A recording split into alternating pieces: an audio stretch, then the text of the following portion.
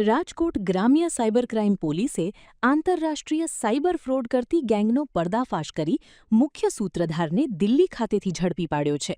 Social media પર fake account બનાવી મિત્રતા કેળવ્યા બાદ વિદેશથી મોંઘી ગિફ્ટ પાર્સલ મોકલવાની લાલચ આપીને ફરિયાદી સાથે ₹6,31,900ની ઓનલાઇન છેતરપિંડી આચરવામાં આવી હતી.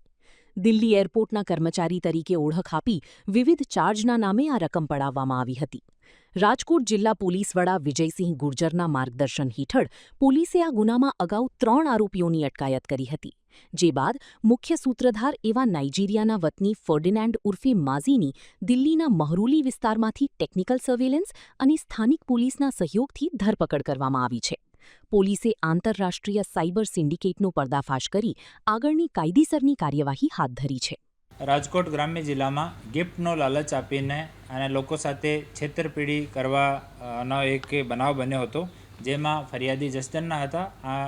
આ સંબંધમાં સાયબર પોલીસ સ્ટેશનમાં 3 ઓગસ્ટના રોજ 2026ના રોજ BNSની કલમ અને IT એક્ટની કલમ મુજબ એક ગુનો દાખલ કરવામાં આવ્યો, જેની તપાસ સાયબર પોલીસ સ્ટેશનના PI રવિ ગૌતમ સાહેબ કરે છે. એની સાથે સાથે PSI અનિરુદ્ધ કામલિયા એ બંને ઇન્વેસ્ટિગેશનમાં હતા. આ કેસમાં ફેક વિદેશી મહિલાના નામ ઉપર ફેક ફેસબુક ID બનાવીને એની સાથે મિત્રતા કરીને પછી આને લાલચ આપીને કે અમારો દુનિયામાં કોઈ નથી, હું તમને આ વસ્તુ આપવા માગું છું, આ વસ્તુ આપવા માગું છું, આ કરીને પછી કે દિલ્હી કસ્ટમથી અમે બોલીએ છીએ તમારા ગિફ્ટ જર્મનીથી આવી ગયા અને તમારે ગિફ્ટ લેવા હોય તો એટલા પૈસા આપો, આમ કરીને 6 લાખથી વધારે રૂપિયાનો આપણા અરજદાર સાથે છેતરપિંડી કરી નાખી.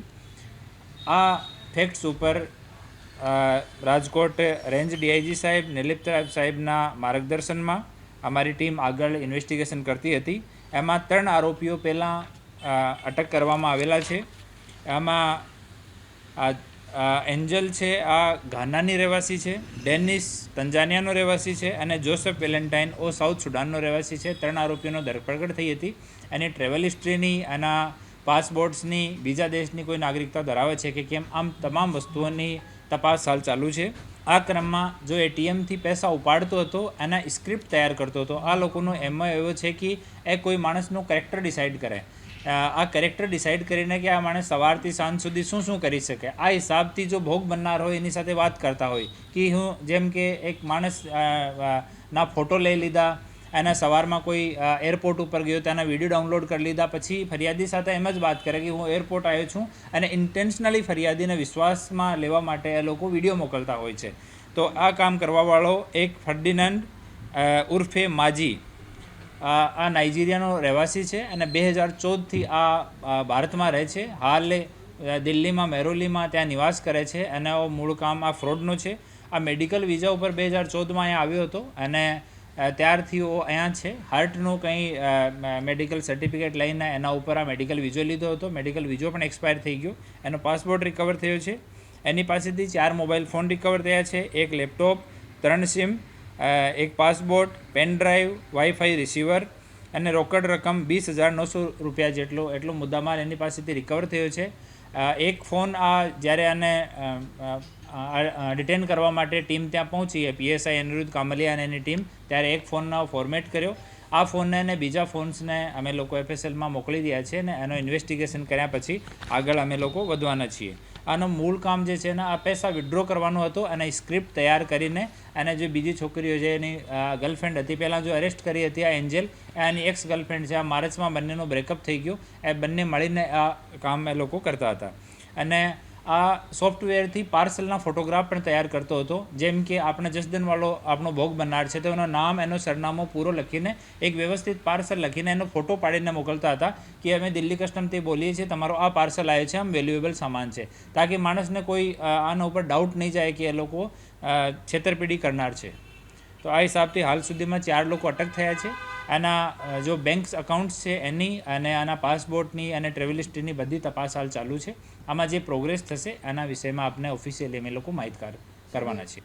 આમાં અલગ અલગ જો પુરાવા છે, આ અલગ અલગ પુરાવા અમે ભેગા કરવાનો પ્રયાસ કરીએ છીએ. અને આ લોકોની ટ્રેવલ હિસ્ટ્રી નીકળી છે. જો પહેલાં 3 લોકોને અટક કર્યા હતા અને અમુક જૂના રેકોર્ડ્સના કાગળ પણ નીકળ્યા છે જેને અમે વેરીફાઈ કરીએ છીએ. એક વખત વેરીફાઈ થઈ જાય એના પછી આપની સાથે શેર કરીએ, અને બીજા કોઈ લોકો એની સાથે સંકળાયેલા છે કે કેમ આ વસ્તુમાં પણ આપણી તપાસ ચાલુ છે.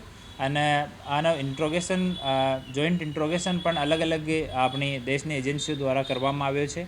તો આવું પણ ચાલુ છે ને અલગ અલગ જો વસ્તુઓ છે આમાં અમે લોકો કલેક્ટ કરી છે, એના ઉપર કામગીરી ચાલુ છે.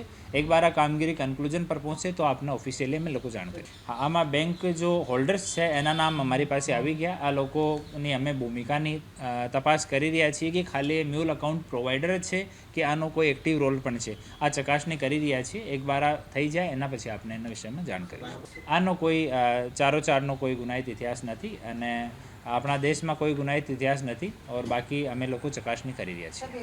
આમાં એ ચેનલ વાઇઝ કામ કરતા હોય છે. જે પહેલાં 3 લોકો પકડાયા, આમાં આનો ઉપરનો લેયરમાં આ માજી કામ કરતો હતો. માજીનું કામ હતું કે જો કિટ આપણે કહેવાય કે અકાઉન્ટની બુકલેટ અને ATM કાર્ડ એ પ્રોવાઈડ કરાવવાનું અને ATMથી પૈસા વિડ્રો કરવાના, સ્ક્રિપ્ટ રેડી કરવાની. તો એના ઉપર ઇન્ડિયન લોકો છે જેના અમુકના નામ અમારી પાસે હાલ ખુલ્યા છે, પરંતુ હાલની ઇનિશિયલ ઇન્વેસ્ટિગેશન માજી સાથે થઈ છે. એમાં અમુક નામ આપ્યા છે. આ નામને અમે ફોન નંબર સાથે વેરીફાઈ કરી રહ્યા છીએ. એકવાર કન્ફર્મ થઈ જાય એના પછી આપની સાથે શેર કરવામાં આવશે. આમાં માજી 6-7 લોકોનો સ્વીકારે છે, પરંતુ આમાં વધારે નીકળે એવી શક્યતા છે. એના લેપટોપ, એ ફોન, એ બધા અમે FSLમાંથી ડાટા રિકવર કરવા માટે આજ મોકલવાના છીએ. જેમ જેમ ડાટા હશે એનો એનાલિસિસ કરીને પછી અમે કાંઈ વસ્તુ આગળ નીકળશે.